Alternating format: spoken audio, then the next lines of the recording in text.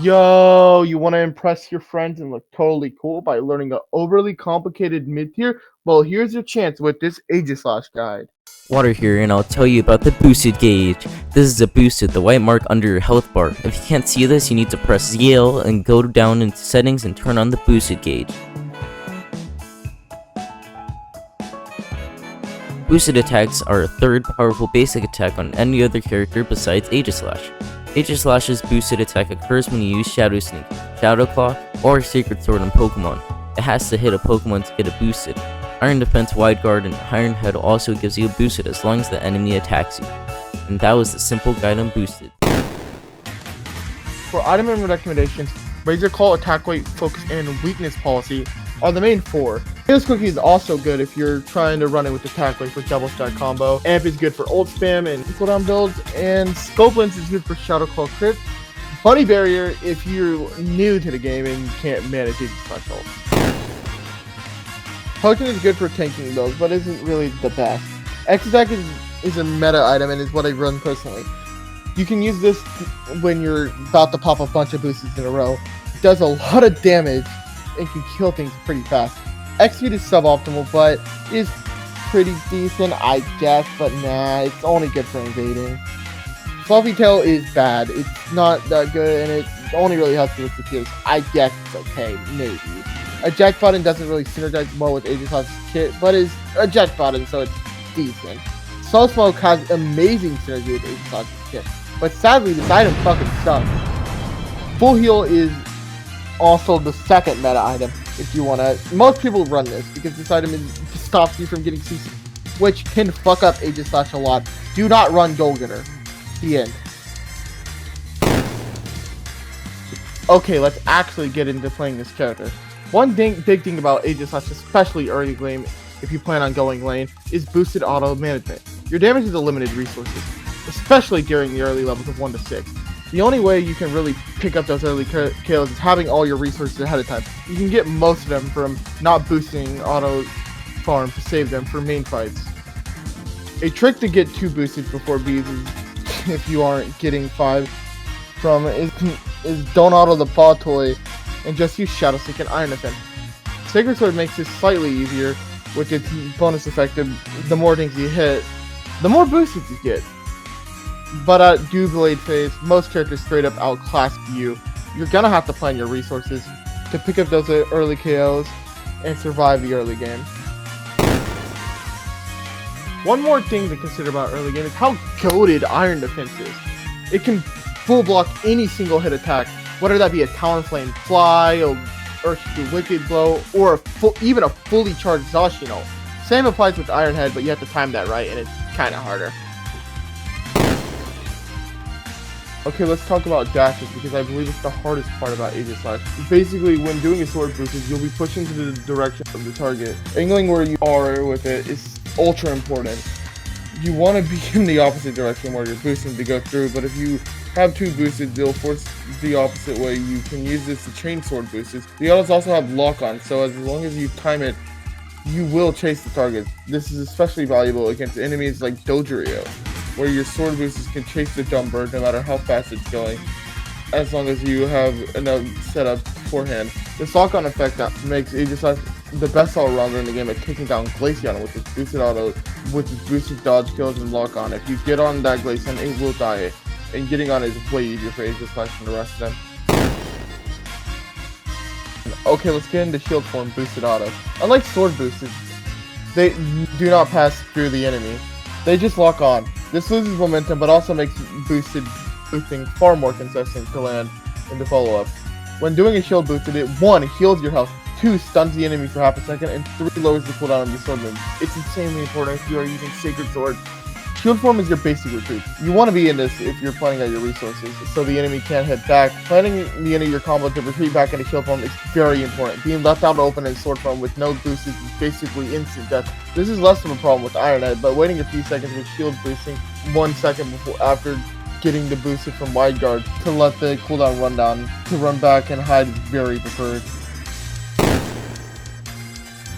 Aegislash also has a decent stun damage. Trust me, on a character like this, knowing how to use every single one of your stuns will mean life and death. Wide Guard is the biggest stun on the kit. As a huge counter to people diving use. Secret Sword and Shadow Claw both have stuns, but the stuns are very different. Shadow Claw is on a third hit, but it is bigger, then leaving you far more open than Secret Sword, comparatively smaller but faster stun and attack energy. This is why most of the Aegislash players prefers Secret Sword. Its shield boosters also have a stun, even if it's smaller than the rest of them, but you'll have it more often to throw out, especially because of its healing. Aegislash Ult is the weakest part of this character kit. Overall, it needs to be used in a specific way and doesn't really encourage creative like the rest of this kit. This ult has one real defensive positive, which is that it makes you unstoppable and immune to CC. Using this for dodges is rare, but knowing this is necessary for optimal play. The obvious main point of this is secure due to its damage scaling with how low the target is. If you use it too early, it'll hit as hard as a shield boosted, but if you time it at the right time, it outdamages a fully charged Hyper Beam. The downside is that it's quite slow, so enemies can rush, kill, secures, and leave you open in sword form immobile, which can be the enemy's perfect chance to kill you in ult. You're in far more danger than you are in shield form. It's a lot like the Decidueye ult now, and that it's sometimes better to just not. One more thing is to keep in mind is Aegislash ult low cooldown and insane farm clear rate, so you can ult at 3 minutes as long as you make sure to make a quick stop at the bees or the birds. Okay, so this part of the video is very specific. We are now getting into not like Aegislash in general stuff, and we are getting into a device that will literally only help you if you are running my build. If you are not playing Secrets with Ironhead, this video is going to be kind of useless. But hey, you'll learn a matchup chart and a little thing or two if you want to hear me ramble on about random bullshit. So if you want to keep going, well, let's get into it. Cinderace is an easy character to kill. 4 boosters and he's fucking dead. He just dies really fast to sword boosters. He can zone you really fast, and that is something that you always have to be aware of. Kramer has insane mobility, but if you can get onto it, he will die pretty fast, and he doesn't really hurt you that much. Ninetales is a huge burst damage character. It's a major threat to you, but it dies incredibly fast to sword boosters. So if you can get onto it, it will die. Venusaur is slow and doesn't really do that much damage, so if you make sure that you approach with 4 boosters beforehand on Giga Drain Petal Dance, you can easily kill it. If it's Solar Beam, well, now you just have to rush it, and then it can't really do much against the Sniper. Greninja has a lot of tricks, and he's probably the most tricky ADC to deal with dodges, clones, and smoke screen shit. He can really perform some serious shenanigans on you, but you kill him pretty fast if you can get onto him and get over his ninja tactics. Pikachu is an incredible stunner. Pikachu does a lot of stun, and it'll fuck you up in team fights. But if Pikachu's by itself, it's not really a threat, and you can kill it pretty fucking easily. Sylveon is kind of a joke. Sylveon doesn't really do very much to you. You can rush onto it easily if it's on Hyper Voice. Just make sure that you're in the front of it and don't let it zone you out. Be full aggressive on Hyper Voice, and you can block Mystical Fire incredibly easier and just out heal it. Gardevoir is kind of a bitch, also incredibly easy to kill. It dies incredibly fast, but it has ult and it has Moonblast. Both of those options are very scary, and you should consider them in your head. Decidueye is a sniper. It will just zone you, but it's Decidueye. We all know what the fuck he's gonna do. If you get onto him, he's gonna crumble like paper. Duraludon is immobile, and it's really frail. It's an attacker in general, and just like the rest of the attackers with no mobility options, it will die pretty fast. It does do a lot of damage, and it can burst you, but rush it down. Espeon has a huge stun game, which can catch you off guard incredibly fast if it catches you out in sword form. Be careful and do not expose yourself. Remember that its ult can catch you out at any time, but if you get onto it, it will die. Delphox has ult that's incredibly impressive to your entire kit, with Twin Torch chases and Fire Spin easily there to fuck you up. Fear Delphox, but Delphox should also very much fear you because you can kill this thing really fast. Mew is such a trickster. Depending on the quality of the Mew is either a complete and utter joke or a complete and utter monster to deal with. Glaceon is a complete joke. It does a lot of damage, but it's just so easy to combo. I think it might be one of the easiest characters to combo in the game. Dealing with it is Dragapult has insane mobility and retreat options with insane mobility with Dragon Dance and a really good retreat option with Phantom Force. But it dies fast because it's another attacker. Chandelure has Imprison. Imprison shuts you down. But if you get on Chandelure, it dies fast just like the rest of them. let's get into the all-arounders. So first we have Charizard. Charizard has an amazing Unite move. It can really fuck you up and it can shred through your health bar. Remember to camp in shield form and you should be fine. Sometimes he can break through and you're just kind of fucked. But hey, if he runs out of ult, he's completely helpless and you can kill him incredibly fast. Machamp is also Unite with the character. Machamp Unite can grab you and just put you down. Aegislash can tank Machamp pretty consistently, but if it's comboed into many things, Aegislash can go down pretty fast, thanks. But other than that, Machamp is actually pretty weak to Aegislash's entire kit, and the matchup in Aegislash's favor. Garchomp is not in Aegislash's favor at all. You're kind of screwed if you run into this. With the level advantage, you can fight back and you can provide something to your team, but you need to play around your team. You are not breaking Garchomp by yourself. Lucario is actually incredibly positive. With proper blocking, there's not very much Lucario can do to kill you.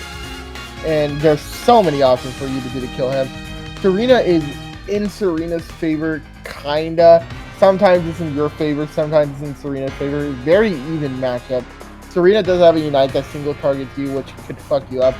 But make sure that you're blocking correctly with Iron Head, and you should be fine. Dragonite is kind of weird. Dragonite just got buffed, and I usually would say Aegislash beats Hyper Beam Dragonite really hard, but with the damage buffs, you really feel them. And I honestly think it's probably in Dragonite's favor by a mile.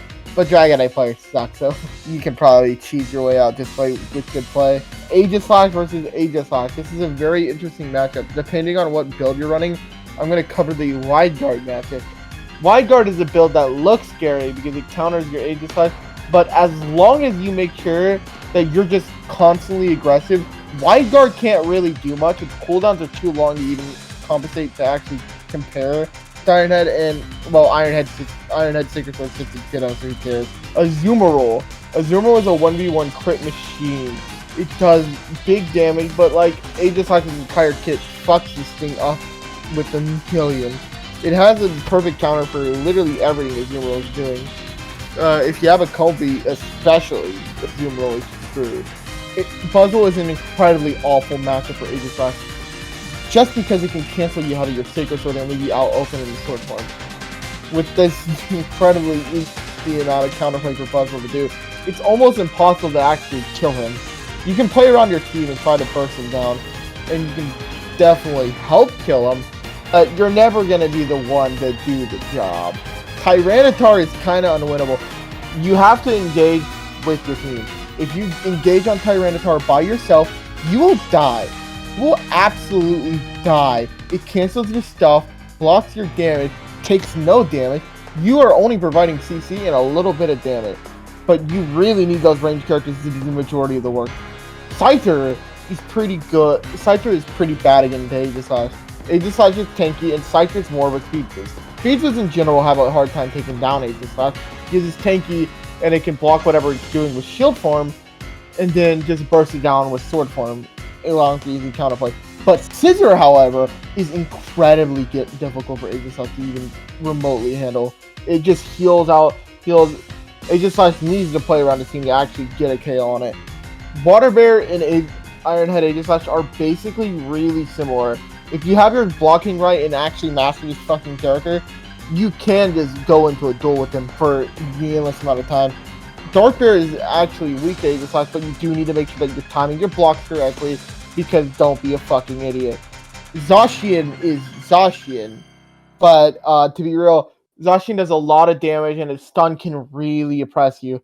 But the good news is, after his Sacred Sword, you can immediately X attack, rush it down with sword boosted, and then retreat back into sword form, and you'll be pretty safe. Zacian still has a positive matchup, but you have counterplay to this character. Now let's talk about the speedsters. Gengar is a simple block character. Just block his combo and it'll do it. Hex is a bit more complicated because, well, it does a lot of damage, and if he gets on you and starts chaining you, there's not very much you can do, but that's true for a lot of characters. Otherwise, Gengar is really weak to Aegislash. You tank it really well, and then you burst him really fast. Absol is beat by Absol really can't break through anything Aegislash does, like, at all. The only thing Absol can really do is Psycho Cut ult, which does a lot of damage, but like is a catch me off tool. Usually Aegislashes can be repaired and they have no deal. Talonflame gets easily blocked by all of Aegislash's kicks, thanks to Fly just getting countered by Iron Head with just perfect timing. Same with Brave Bird, and you can chase it so fucking far. Talonflame is terrified of you. Zero Aura is one of the hardest speedster matches in general. Biocharge is relatively easy to deal with, just block it and then burst him down. But Discharge can really fuck you up. It's really unsafe to build boosted thanks to the paralysis effect. You have to be worried. Dodrio is rough, kinda. With your auto-aim lock-on, it makes this matchup way better for you than it has any right to be. You do a lot of damage and you can catch up to it pretty easily. But Dodrio is pretty fast and he's pretty annoying, and he can fuck you up with this CC and catch you off guard. Zoroark is something else. Feint Attack Zoroark is really oppressive, but you also have a bunch of counterplay called just tanking it and doing a bunch of damage. So it's just kind of a 50-50 things go wrong. Leafeon ult will one-shot you. Leafeon ult will... If Leafeon ults you, you're fucked. Like, specifically, you have no counterplay to it. But if Leafeon isn't without ult, Leafeon is pretty easy to dive and you can kill it pretty fucking fast. Now it's time to get into the defender. Slowbro is incredibly tanky. You have basically no chance of killing it, but he has no chance of killing you. But if there's no one to stop this duel that's pretty everlasting, you will kill Slowbro. Snorlax is not really able to kill you at all, and you can burst it down and chuck a bunch of health pretty fast. It does have a scary block game, and that is something that you need to consider. Crustle is not scary at all besides its ult, and its ult isn't even that scary if you're just careful. Blastoise is, of course, not that scary because you can just block it and then just heal while he's rapid spinning and then just burst it down while it's out of rapid spin. Mamoswine is pretty simple. You can just block whatever the fuck his freeze combos is and just burst it down. Its ult is actually probably the scariest out of all these guys because it's unstoppable, which means you're immediately oppressed, so you need to get out. Greedent is an invader. He can do things, but Aegislash has a lucky thing called Lock-On. Lock-On allows Aegislash to keep up with Greedent incredibly easily, and with great secure and great defense, Greedent can't stop what Aegislash is doing and absolutely fears him. Trevenant, while being tanky, is ultimately not that much of a damage dealer. In a CC chain and in a group, he is incredibly deadly, but by himself, he's not very much of a threat. Goodra is kind of just mid-draw. If you're trying to fight in a 1v1 while it's ulting or shit, it can really do some damage, but why would you do that? That's stupid. Just avoid him for a bit. He's not that fucking mobile, unlike you. Lapras needs to be full block to every attack, and make sure that you camp in shield form. When you are dueling this guy, stay in shield form. Do not go into sword form. You will die, but if you stay in shield form, you will out-heal him and you will start noticing some damage. Umbreon is kind of unwinnable. My best advice is to avoid him and fight him with your team. Umbreon has a huge stun on everything and steals it. Make sure that Child Play does not hit you in sword form, or it'll steal your ridiculous attack stat in sword. Try to get it to hit you in shield form because guess what? That's less attack and less damage. Now let's get into the supporters! Eldegoss is pretty easy to dive bomb. It has an ult and Condensboard does a lot of damage, but you can burst it down with 4 boosted and he can die. This is especially valuable late game. Early game it is kind of an issue. Wigglytuff is incredibly hard to deal with. Q-Charm fucks you up badly. Set up 4 boosted hits ahead of time and you can knock it down pretty fast, but you should worry. Mr. Mime is also the same deal. Pretty tough to deal with. Power swap is it. Make sure that you have 4 boosters before going in, or Mr. Mime will fucking mime all over you. Bushy's pretty easy to deal with if it's not with a teammate. If it's with a teammate, which it should be with the teammate, Bushy's kind of a bitch, but you can rush it down and make sure that targeting Blissey is a very valid option because you can kill it pretty fast. Hoopa's pretty easy to kill, but needs to be staying the fuck away from you because this thing's about to die because you have auto aim lock-in and you can burst it down insanely fast. Clefable has gravity and that's pretty oppressive, so make sure that whenever you see a Clefable, you have 4 boosted before you go in because gravity stops all of your movement and you need to consider this and just have 4 boosted so you have at least something to do while you're waiting for gravity to end. Sableye does literally nothing to you. Do not be afraid of this guy. He's like, you just need to kill it and burst it, and it's literally not scary at all. Just try not to get confused very well and sword boosted. Comfy is completely useless without a teammate, but it really depended on who's it on. Aegislash is a tank and a speedster. It can do both roles insanely well, and because of this, Aegislash can be synergized with a lot of different things that you would not expect. One thing that you would expect is Comfy. Comfy is an amazing synergy for it. Eldegoss is also pretty good, same with Mime. Felicity and Clefable, while being okay, aren't the most preferred. Attackers who have amazing synergy would be like the Decidueye, Delphox, and Chandelure. Benefit from all of the bullshit Aegislash does on the regular. Defenders that help Aegislash get in would be like Umbreon. Umbreon's really good because it's fucking Umbreon with Snarl setups, and that's just really good. Snarl and Foul Play setups, but that's basically it. Aegislash is mostly a loner in general. Well, that's the end of everything that I have to talk about. This very long guide, almost 20 minutes. Oh my fucking god. To anyone who's watched this rambling about this mid-tier that I am really passionate about, thank you. Huge shoutouts to Water for making this video entirely possible by editing literally everything in Heath to Go. Colbin in Crypto, thank you for providing footage to make this video, for examples for this video, and that's gonna be it. GG's. I was the Zacian.